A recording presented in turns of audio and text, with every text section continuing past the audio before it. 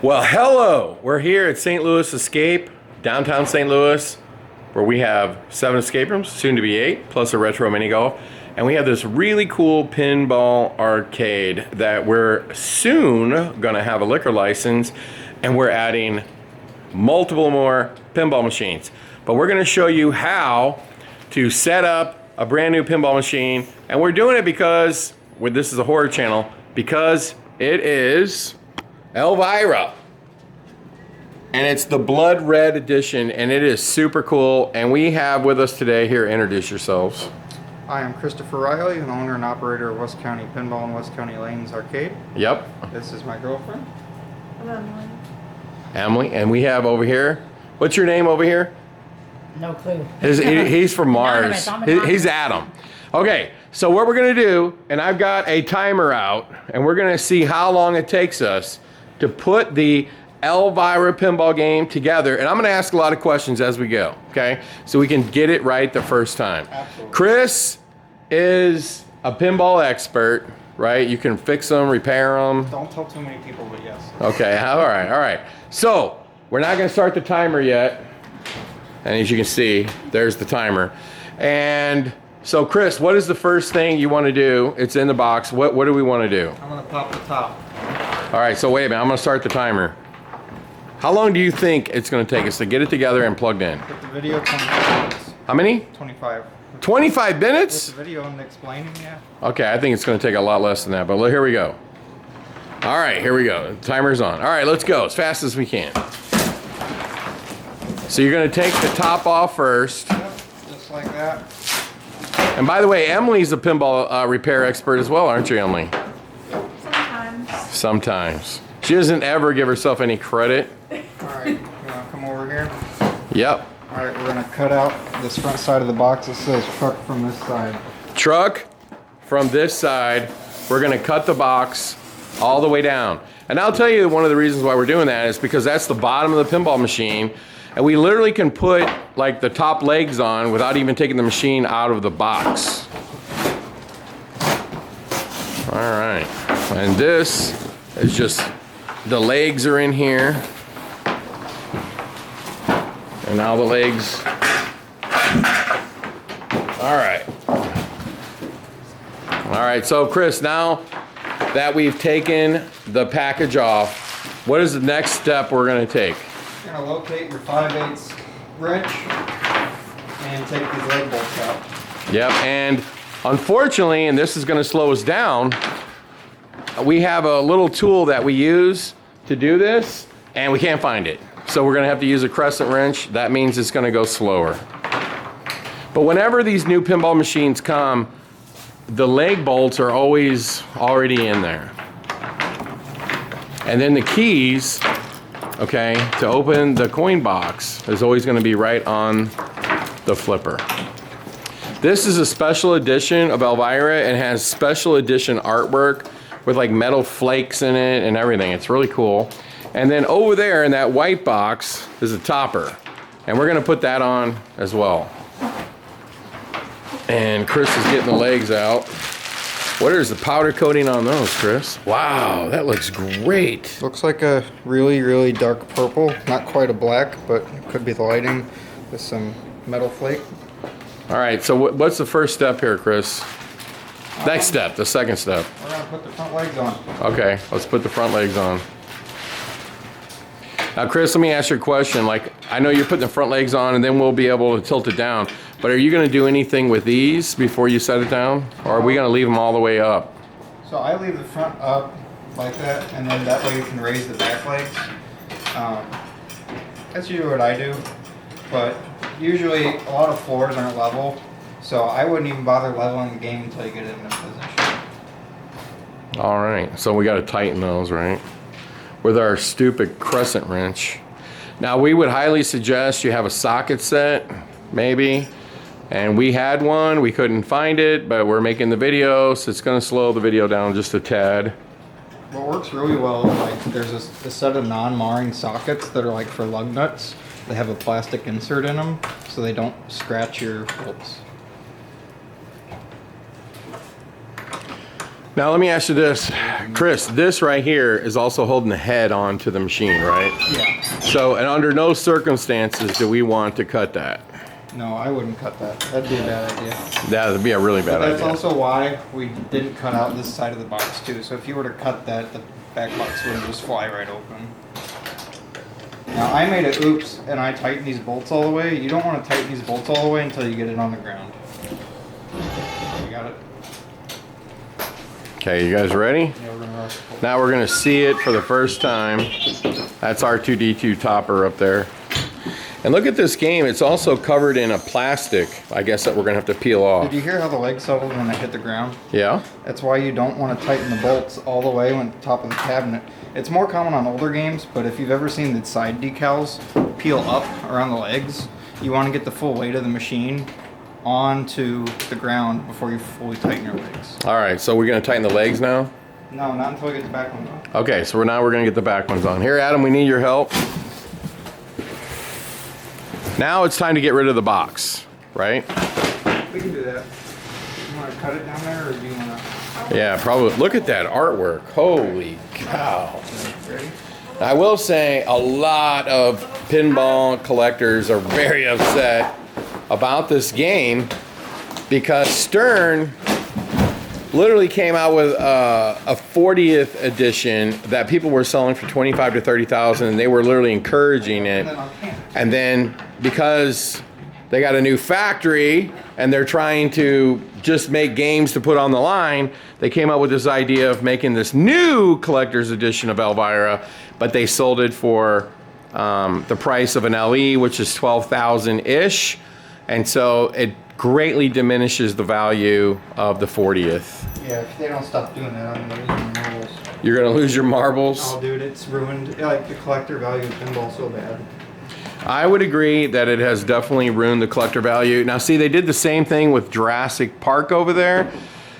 You had an LE, that machine was worth $18,000 to $20,000. They came out with a new LE version called the 30th. Actually, if you ask me, better artwork. Would you not agree it's better artwork?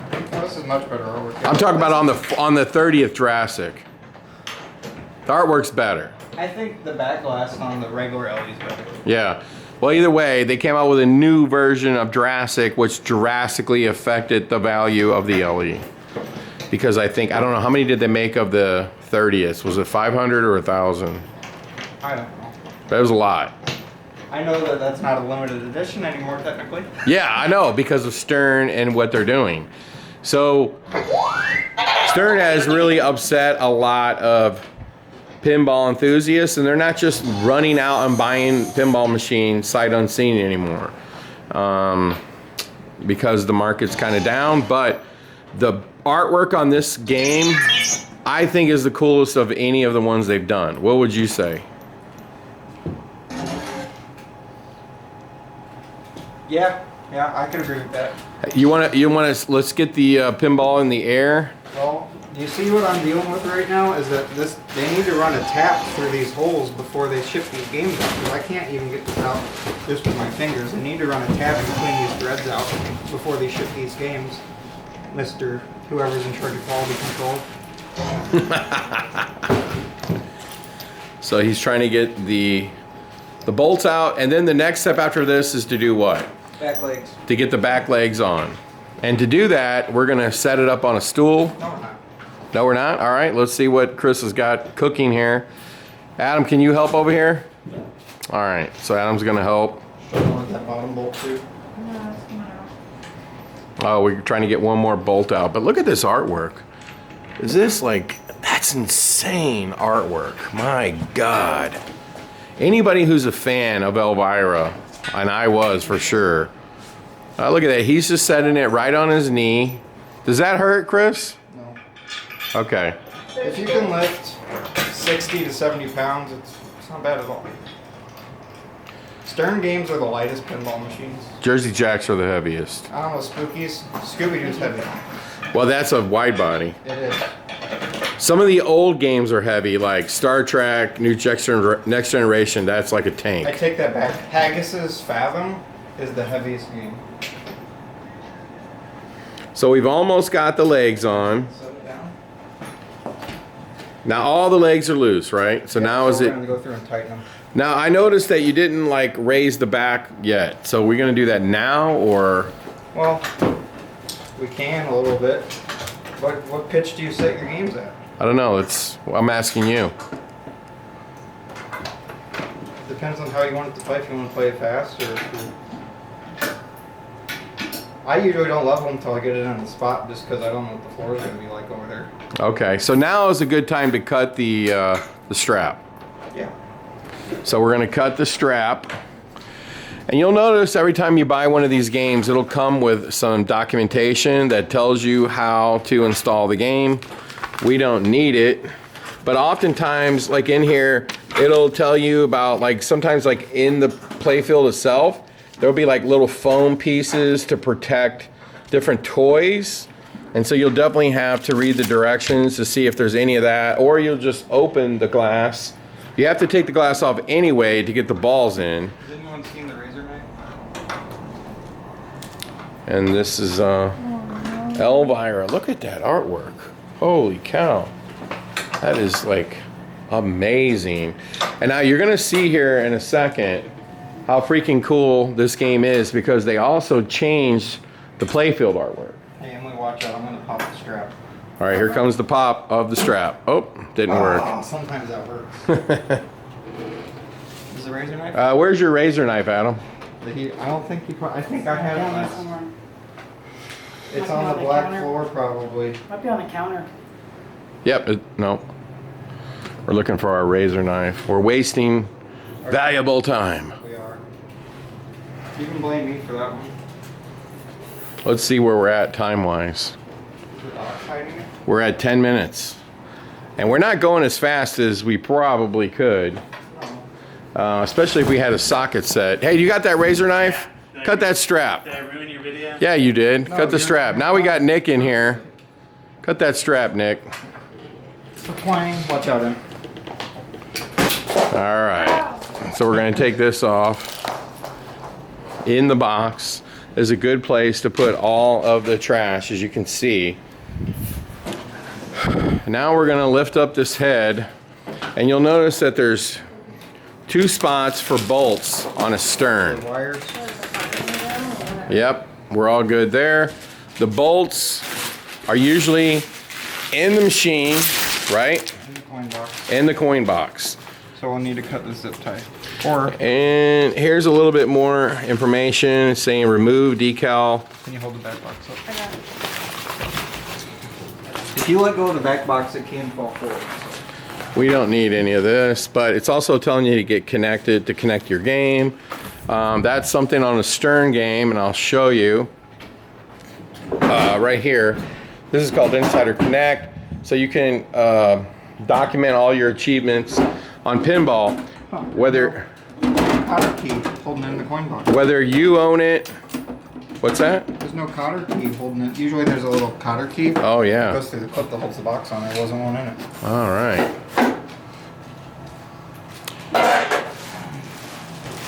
Now, Looks really cool. let's slide it back some so we can get the glass out. So do you wax your games before you play them? Now, do you? No. No. Oh, and then look at this. You get a certificate of authenticity that this is a blood red. I don't know why you get these, quite honestly, because you can clearly see that it's a blood red, okay? It's because people can buy the parts. Like if you could buy a blood red playfield if you know a distributor. But there's a serial number on the game that tells you it's a blood red. Right, but Because you could still get a blood red playfield and trick somebody and buy decals and powder coat it. it would be a lot of work. It would be, but some people have done it, especially with Batman. That's the most popular one. Yeah, I've done it. You talking about to make it an SLE. Right, yeah. Now you can see right away there's a paper in the playfield, so we're gonna have to get that out. But look at this artwork. You want to take these back? This is absolutely stunning.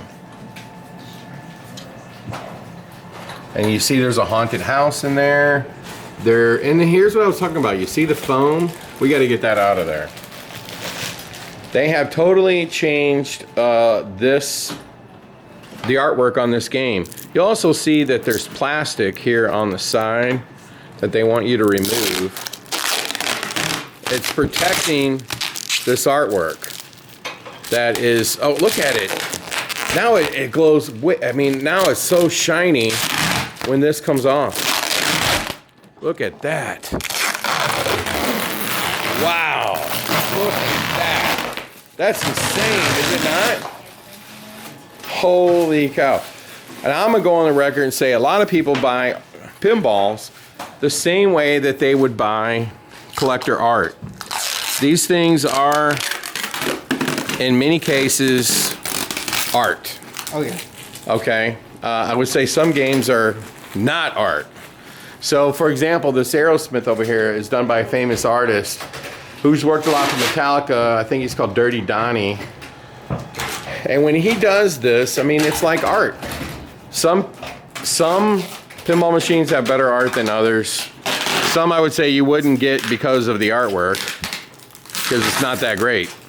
You know, do you get the Invisiglass? What? Do you get the Invisiglass on the Blood Red? I don't know. Does it look like Invisiglass to you? I can't tell because it's new. But something I did notice, Larry, is with the Blood Red, your rubber bumpers are black instead of like they're always blue, but they're black. Yep. And then your inlane guides are clear instead of red. Yeah, that's as cool as can be. Again, talking about artwork, and here's Nicholas. Artist. Talking about artwork, let's just talk about the horrific artwork on Jurassic.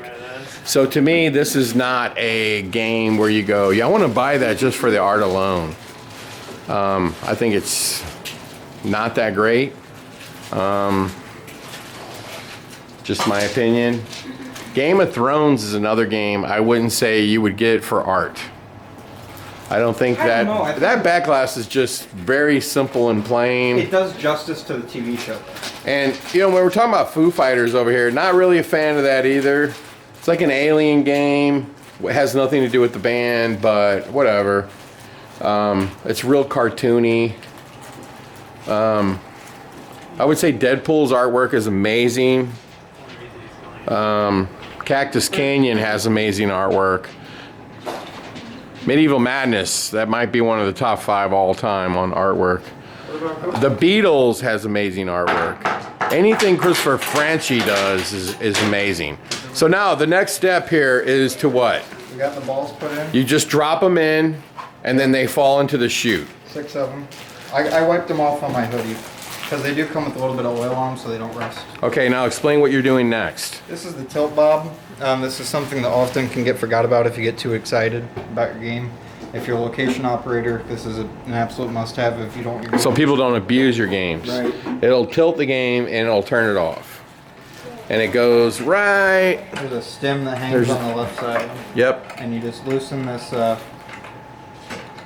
screw. It's a thumb screw, and then it slides up on there, and then you can tighten that thumb screw. And I usually do about, I don't know, a 1/4 inch above the hoop. But I do try to closely match the tilt of all my games pretty even, which is, oh, you could spend all day doing that if you were nuts like me. Now, outside of putting the glass back in it and plugging it in, it's pretty much ready to go other than, You got the foam off and the paper off. Yep, everything's off. As you can see, the glass is off. We're not even going to check to make sure everything's plugged in because it's a stern. That is another step you can do. You can pull the playfield up and check all the connections, but we're not going to do that. The Blood Red case also has the special inner art blades. Which is right here. One thing I do want to mention, since we are in video, that a lot of people skip about their unboxing, I made a note on it. You see how my door here is open? On a lot of the cabinets, you can scratch the glass by sliding it on and off with your door open, and you'll put this nice long streak all the way in your glass. And if it's the Invisiglass, that's like $300 oops. So you're saying close the... You should close the door when you take your glass on and off. Now we're going to put the lock bar back in. Hey Nick, will you come over here and help us move it? And we're going to put it right next to Venom. Now this game has a topper, which we have. and it's over there. But this video is going to be all about plugging it in, and let's see how long we've been working on this. We're at 18 minutes. It's actually ready to go. Did you see they ship your dagger rod separate? Yeah, this game comes with a special shooter rod that's made of plastic. Yeah, they usually call it it's kind of known as the dagger. And so if you want to take something like that, a good place to put it is right inside the game. All right, so we're going to slide this over and we're going to plug it in and we're going to test it. And another thing I will tell you too, you see this book right here? This is very important that you don't throw this away, right? Absolutely. And you want to put that back in the game. I wonder if they ever included the drawing for the trunk assembly in the new manual. For the original premium when they came out with it. Actually, this game, does it have a book? Yeah, the book's in here. It's in the goodie bag. When they came out with the premium, they didn't include the entire trunk assembly in the diagrams. All right, so we're going to move this in place to some degree anyway, because we're not going to push it all the way in because we got to get the topper on it. Didn't you meet Elvira? I know Elvira. She's come to the Darkness Haunted House and done. Did you tell the video about that? Yeah, I know Cassandra Peterson. She's made 2 appearances here at the Darkness, including when she was in a limousine and we went to a Taco Bell. And she's a vegetarian, and she was explaining she wanted a vegetarian burrito. They didn't understand what she was saying, so she had to roll the window down. And they said, wait a minute, aren't you Elvira? And she said, yes, I am. Hey, let's not put it all the way in because we got to get the topper on. Here's the plug. Let's plug it in. Let's turn it on. And let's see how long it took us. Hey, Nick, pop this topper open, will you? We're at 20 minutes. And if we would have had a socket set and wasn't talking so much, we probably could have done this in like 15-ish minutes, I would say. Is it turned on? Yeah, should be. No. Oh, there it goes. These new ones take a little bit. So, Chris, you're gonna get the ceremonial first play here. Oh, I get to find what's not working right? Yeah, he gets to find what's not working. And what Nick's got over here is a topper. And those don't take very long to put on, do they, Nick? Or do they, No, Chris? You just pop out your top screws. The trick is things run in the wire so you don't get a shadow from the wire behind your glass. If you just let the wire run in front of your LEDs, you'll get a shadow on your glass. What do we need, a Phillips screwdriver? Yeah. Can you see if there's one in that? There's a toolbox in there? Felipe number Right 2. there. Felipe number 2. Here we go. All right, here, put a credit on it. Let's fire it up and see what happens. It's got to initialize on the node board still. Yep, you can see it says startup in progress. Oh, boots right up into test mode. Have they done that before? I don't know. And here at we're calling this, St. Louis Escape. We're here at St. Louis. We're calling this St. Louis Pinball at St. Louis Escape, and we just added a leaderboard up there. All right, here we go. The programming of the arrows to be mostly red all the time too on the board. Oh yeah, look at that. That's pretty neat. The arrows are mostly red now. Okay. And there we go, Elvira Pinball. Sparkle when we're done. Now is that an autograph or is that an etched in there? No, that's like a copy of an It old. looks like somebody's sneaking in the back door. This is actually a decal that goes over the apron. Yeah, that is really cool. You'll notice this game also has Insider Connect. You have your phone and you put it over there and it'll know it's you. Fire up your retro rocket. Stern also has redesigned their flipper. They have? Yeah, they messed with the flipper bushing and the tail sleeve a little bit. They've kind of like copied precision pinball a little bit and tweaked some things so they can get a tighter flipper.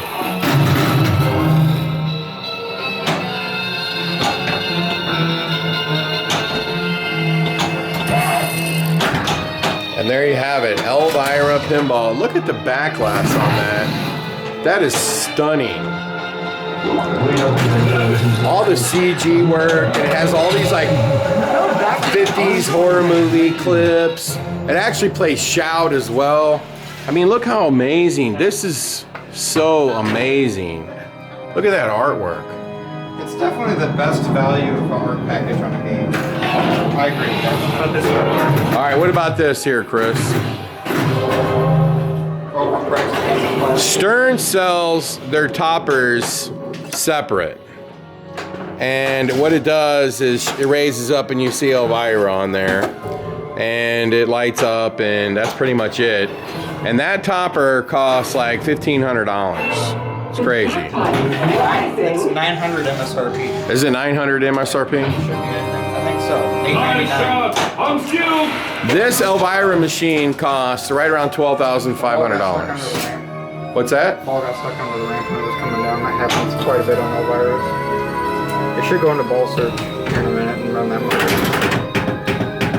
You'll have to go through twice. There you go. All right, can we put on the topper? Absolutely. Let's put on the topper and then this whole video will be done. And here's the topper. Sure, you climb up there. All right, should we pull it out some?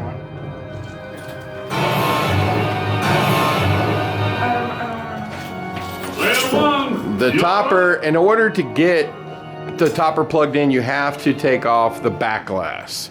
And the way you do that is you have this key. Oh, well, I gotta get the key. It's usually in the door.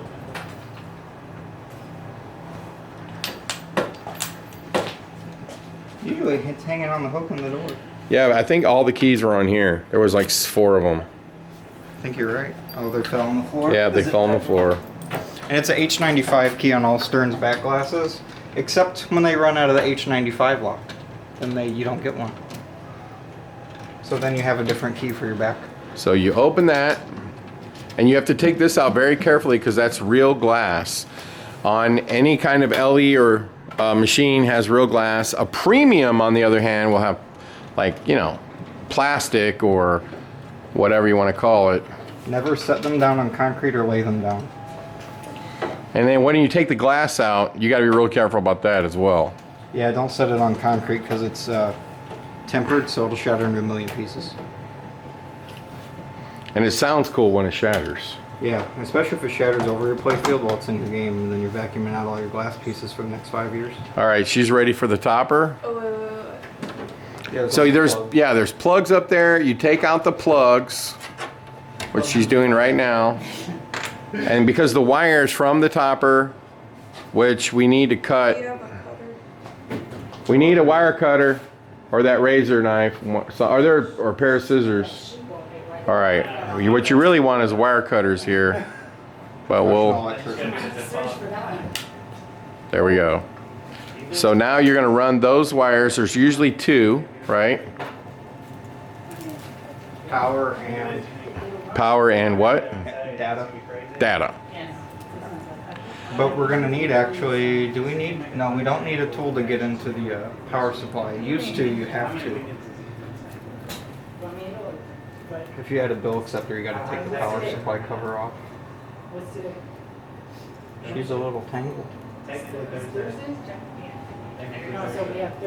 By the way, Stern, this is the wrong size connector for that wrong size wire and the wrong size crimp. What did they do wrong? It's too small of a wire for the size of crimp in that connector. It's just not like code. Like if you were like an electrician, you're not supposed to put that small of a wire in that size connector because it doesn't make a good contact. They should know about that by now with their Rush pinball stepper motor. All right, so where are those gonna go? Usually there's directions, but you can see one empty, like kind of phone plug. So obviously one's going there. That's for data. Yep, Ethernet. So that's gonna plug in right there. You can see how easy it is to put these toppers on. And then she's gonna put the screws back in. And then where does the other plug go? That gives it power. Right down to your power supply, there's an open connector. You can either use it for your topper, you can use it for accessories, or you can use it for your bill validator. There's also, unless they stopped for some reason under this cover, an additional 2-pin 110 volt plug. And it is fused, which is very nice of Stern. You know, one of the things that bothers me about Stern that I like about Jersey Jack is it has the flap to keep the balls from coming out. Do you like the flap on a Jersey Jack? Girls running. I don't think. Oh, you're talking about when you service the game? Yeah, so if you lift it, it'll keep the balls in the I don't think chute. so because it's just as easy to take the solenoid plunger, pump up a ball manually, and then just grab your ball. It doesn't bother me. All right, so we're ready to put it back, push it into place. And you can see he lifts it up, he sets it back into the groove. Then you gotta shut that, lock it, and then where do you put those keys, Chris, typically? I hang them right here on the hook. Right there on the hook. If you're an operator, take one of these H95 keys and just throw it on your key ring. And we gotta shut that. And then find where I set down the other 2 keys. And then this game is, we can turn it on right now, right? Let's turn it on. Push it into place. Now with the topper, it took us, I'm gonna check it out. We're at 29 minutes. So realistically, if we were trying to get into a race, we probably could do all of it in like 15 minutes to 20 minutes tops. We've been doing it a little bit slower. We didn't have the right tools. Having the right tools is really important to set it up quicker. But either way, there you go. Elvira with the topper. We'll turn it on one more time. We're gonna push it into place. You wanna push it into place there, Chris? No way. This is there's no editing in this video. This is just a, it's gonna bump. Gameplay. Hey, is all the bolts tightened on the legs? Yep. All right. And there we go, and it's gonna sit right next to James Bond. 2 games that have toppers. Now you can set your game on free play, or here, we're gonna set it on $1 a game. And $2 by now. Sir. $1 Pro, $1.50 Premium, $2 LE from the factory. Come on, guys. We're trying to make a living. so he put a credit on it. It says it's startup in It's progress. gonna update because we plugged in the topper. Yeah, you see where it says node board running time? Okay, so it's updating the game because now it has a topper. Yeah, it considers the topper an additional node. And there we go. Now it's ready to be played.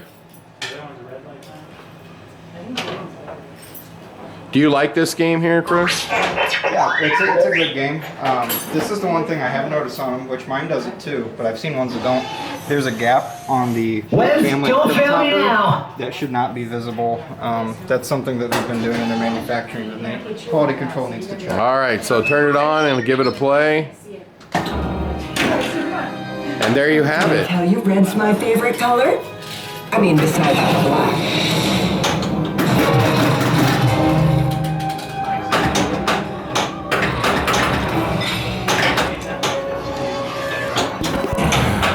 So that wraps up this video. We want to say thanks for watching the video. Make sure you like and subscribe to the video. To the channel. And we hope you like the Elvira unboxing. You can actually play this game right here at St. Louis Escape. But I wanted to mention, this game is very popular. You would think, hey, Elvira, she's in her 70s. Like who remembers Elvira? The people who buy pinballs remember Elvira. The people who are 50 years old, 45, 60, they remember Elvira. And they remember very fondly because this is her 3rd pinball machine. She had Elvira and the Party Monsters, which came out, I don't even know when that game came out, but it was early 80s. She was super popular. She had another game come out, and I'm sure that was in the 90s. And it was called Elvira Scared Stiff. And so, what a genius idea to come out with another Elvira pinball machine. And it's the best one. So thanks Stern for making Elvira, because we love these games. And by the way, my rant to Stern is you have to pick better themes. I'm sorry, but Foo Fighters, they're just a fringy rock band. So is Rush. I know there's a lot of Rush fans, but the only people that are fans of Rush are Rush fans. They don't have any casual fans. Where's Nirvana? Michael Jackson, Beastie Boys, Prince. If we want to do rock pins, Motley Crue, Van Halen, You know, get us these games, even Def Leppard. When it comes to non-rock pins, why aren't you doing comedies? You know what Big Lebowski showed? Big Lebowski proved that, and I know they made them very slow, but that was a cult classic comedy, and they've sold over 2,000 of those machines. Where's Caddyshack?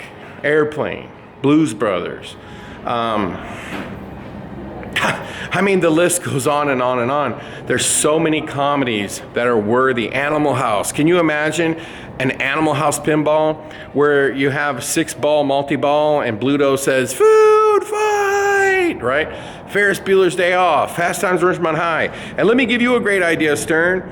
You know, you could do the same thing Spooky did and make one pinball machine and do it for 2 different themes. Do Fast Times at Ridgemont High and Ferris Bueller's Day Off. Same pinball machine, different art package, different video effects. That would be fantastic. Let's get some better themes.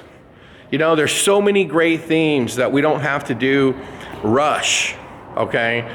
Or Foo Fighters, or James Bond. They're not really that popular in America, okay? Iron Maiden. It's a cool pinball machine, but Iron Maiden's not that popular in the United States. So I would really like to see Stern invest more into themes. And so I'm looking forward. I hear the rumor is they're doing John Wick. I am a huge John Wick fan. I would very much like a John Wick pinball. And I heard, you know, Jersey Jack seems like their next 3 themes are gonna be big. So we'll see. And then there's a company over in Europe that got Back to the Future. Stern, why didn't you get Back to the Future? It's a good question. Again, comedy. Do comedies. People love those movies from the 80s.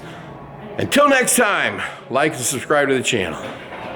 Now, we're gonna go play some pinball, including Elvira.